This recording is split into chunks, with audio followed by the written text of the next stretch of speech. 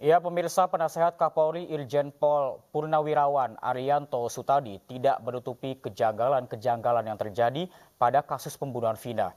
Dalam program Rakyat Bersuara beberapa waktu lalu, Ariyanto dengan tegas menyatakan kejanggalan kasus itu sudah terjadi sejak awal penyidikan hingga putusan inkrah. Ini kasus Vina dan terbunuhnya Eki dan Vina ini sebetulnya kasus biasa. Pembunuhan yang terjadi di wilayah Cirebon sana ya, gitu. Kemudian sudah diproses melalui penyidikan dan sudah diperiksa oleh jaksa, sudah diperiksa oleh hakim, disidangkan dan diputus, kemudian naik banding, kemudian kasasi sampai inkrah selesai itu ada yang menjalankan putusan.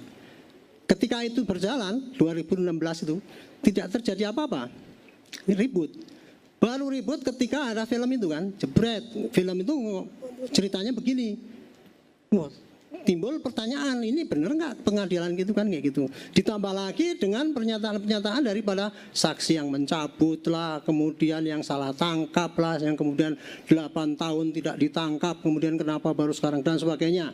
Yang muncul kemudian adalah masing-masing orang, masing-masing pakar, masing-masing pengamat dengan informasi yang diterima mempunyai asumsi dan disampaikan di publik. Akhirnya kan jadi bingung. Yeah. Kalau ini kasus ini saya belum menghitung berapa kasus yang kejanggalannya, tapi kejanggalannya memang terjadi mulai dari awal pertama kali. Kok Pak Ariyanto mengakui bahwa memang ada kejanggalan? Ada banyak Pak, banyak sekali. Ya, kita ingat bahwa Pak Ariyanto atau kasus Sambo dulu adalah termasuk yang menyuarakan bahwa kasus ini adalah kasus yang harus dibongkar karena ada sesuatu di dalamnya. Ya. Perlu saya tegaskan ya, saya bekas polisi, tapi saya tidak menutupi polisi yang nakal. Tetapi saya ingin menjelaskan kenyataan yang menurut saya dari pandangan saya. Kejanggalan ini banyak sekali kalau dilihat ya, dari pertama kali kasus dibilang kecelakaan lalu lintas kok lukanya parah kayak gitu. Kemudian yang kedua, begitu Pak Eki itu nangkap, kemudian kan mestinya kalau penyidik itu kan harusnya yang bersangkutan ini ya, tapi kok gitu nyatakan gitu. Kemudian kok ngebukin dan sebagainya. Kemudian setelah itu berkas dikirim ke Polda. Ada saksi diarahkan dan lain sebagainya. Ada saksi diarahkan, bahkan di belakang lagi, wah ini ada desain ini narkoba dan sebagainya. Kan banyak sekali yang berkembang di lapangan gitu ya. Nah, kejanggalan kedua kalau saya boleh lihat ya, ini supaya rakyat juga tahu. Kalau berkas itu dikirim ke jaksa, kewajiban jaksa adalah untuk membuktikan apakah cukup nggak buktinya itu. Oke. Untuk itu. Tapi kenyataannya kan tidak. Kita sendiri heran ya. Loh, kasus pembunuhan kayak gitu kok DNA-nya nggak suruh ambil, kemudian saksi ini nggak diperiksa semua. Kejanggalan jaksa. Jadi kejanggalan di jaksa adalah kenapa sampai BAP yang gombal kayak gitu kok diterima? Oke. Itu. Kenapa nggak dilengkapi, suruh lengkapi? Udah gitu sampai di pengadilan.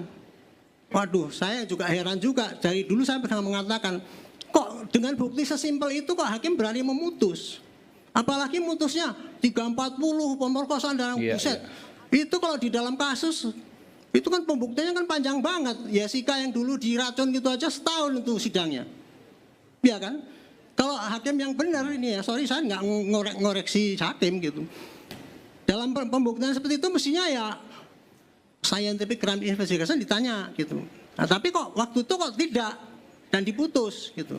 Kalau seandainya tadi dikatakan hakim itu salah menafsir dan sebagainya, kan sudah sampai banding. Disitulah sudah diuji oleh hakim yang lebih tinggi, apakah hakim itu salah memutus apa tidak.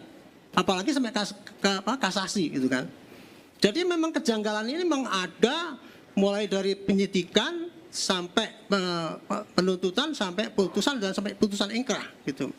Nah, kejanggalan itu menunjukkan bahwa seakan-akan terjadi pengadilan yang sesat lah, kemudian penyidik yang sadis ya gitu ya, salah menghukum dan sebagainya itu mau tidak mau harus diterima karena diputus inkrah. Nah, kalau merasa tidak terima ya dengan itu ya, nggak apa-apa. Bukti-bukti yang muncul itu tadi, yang kejanggalan itu tadi, kumpulkan jadi satu menjadi novum. Novum jadikan PK. Itu satu ya. Jadi kita ribut-ribut, kita memasukkan sama-sama ini nggak ada artinya itu untuk nggak bisa merubah putusan pengadilan yang sesat ini.